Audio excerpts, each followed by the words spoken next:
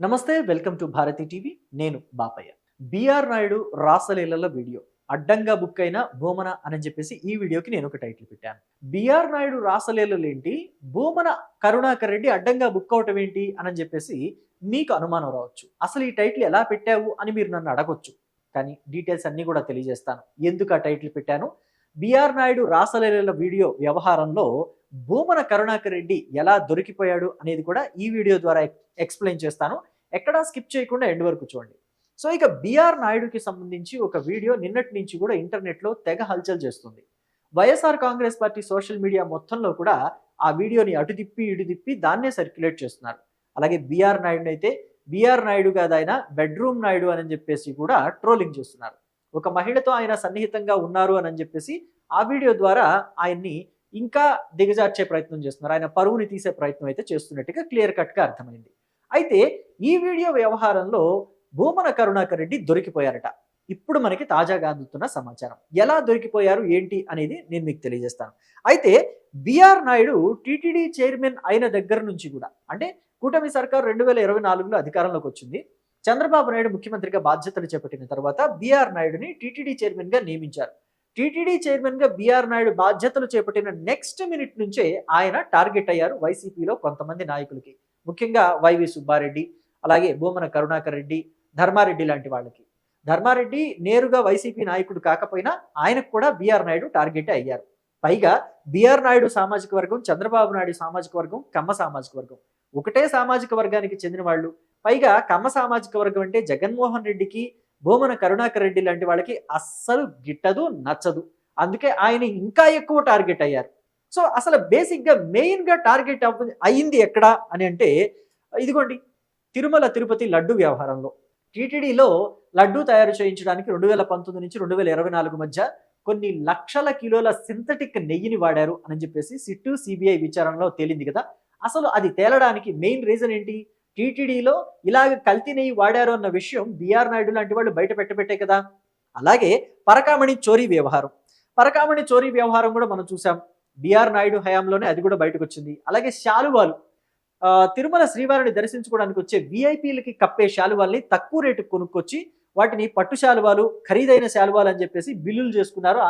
ఆ డబ్బులు జేబులో వేసుకున్నారని చెప్పేసి కూడా బయట పెట్టారు.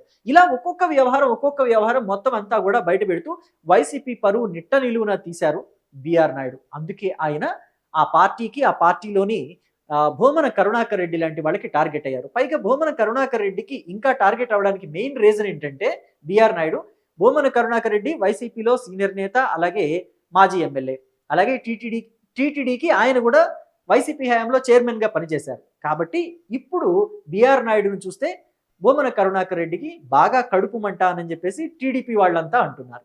సో మొత్తానికి బిఆర్ నాయుడుని ఇవాళ కొత్తగా టార్గెట్ చేసింది ఏం లేదు. గతంలో కూడా భూమన కరుణాకర్ రెడ్డి బిఆర్ నాయుడిని టార్గెట్ చేశారు. ఎలాగా అనంటే, మొన్న మధ్య మనం చూసాం, తిరుమల కొండ మీద మద్యం సీసాలు దొరికాయి అని చెప్పేసి భూమన కరుణాకర్ రెడ్డి ఒక వీడియో రిలీజ్ చేశారు. అసలు నిజానికి ఆ మద్యం సీసాలు అక్కడికి ఎలా వచ్చాయి?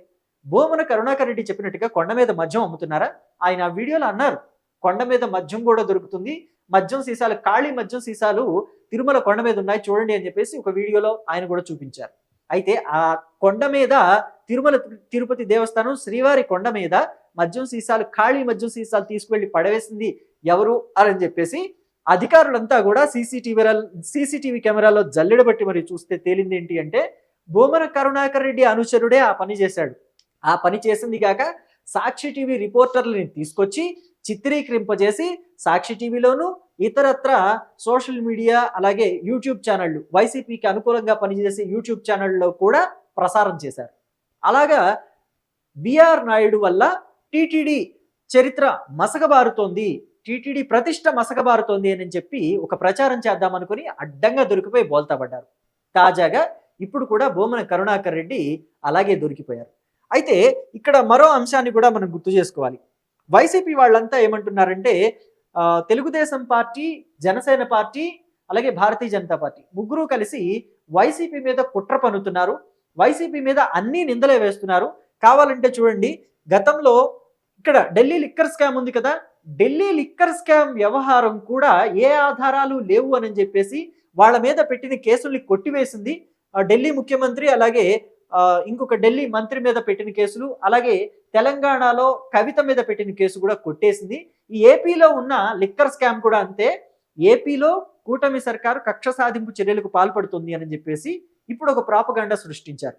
అయితే ఏపీలో లిక్కర్ స్కామ్కు సంబంధించి ఆధారాలు ఉన్నాయి. సిట్టు, సిబిఐ కలిసి సిట్టు చాలా ఆధారాలు సేకరించింది.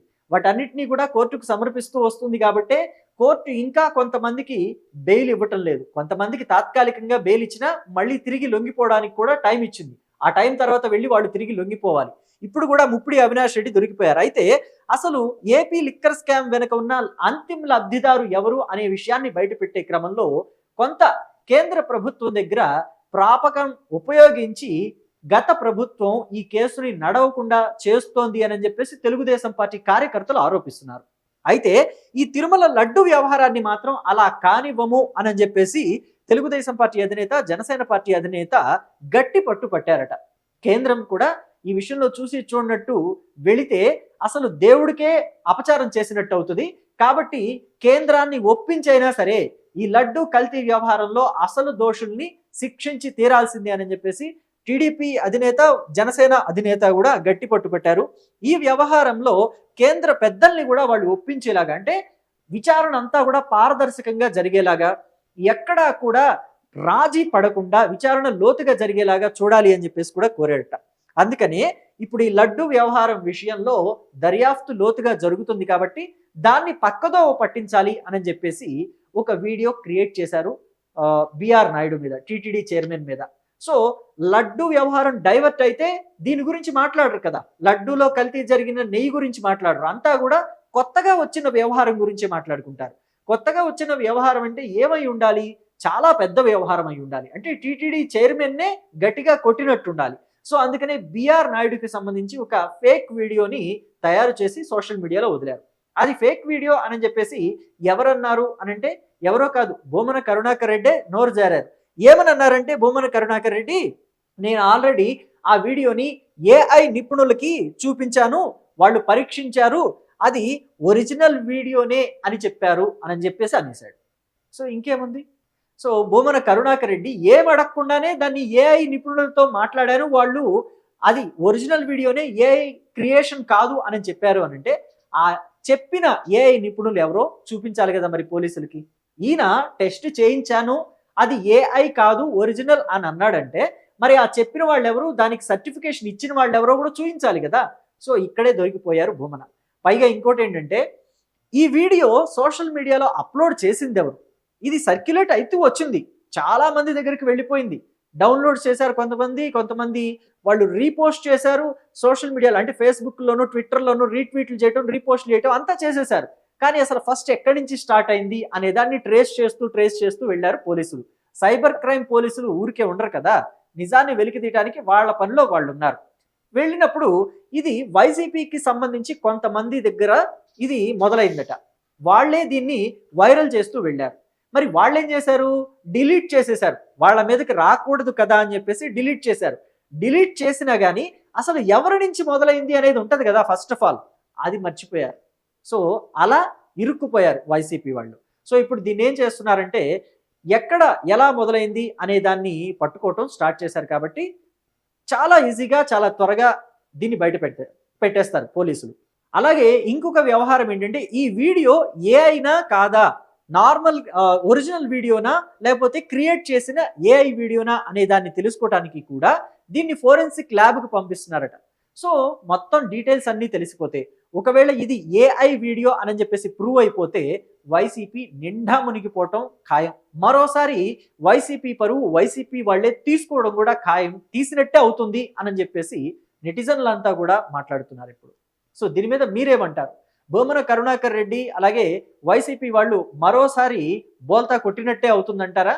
ఈ ఏఐ వీడియోని జనరేట్ చేసి దాన్ని మళ్ళీ సోషల్ మీడియాలో అంతా కూడా సర్క్యులేట్ చేసేసి లేని దాన్ని తీసుకొచ్చి నెత్తిన పెట్టుకున్నట్టే అవుతుందంటారా?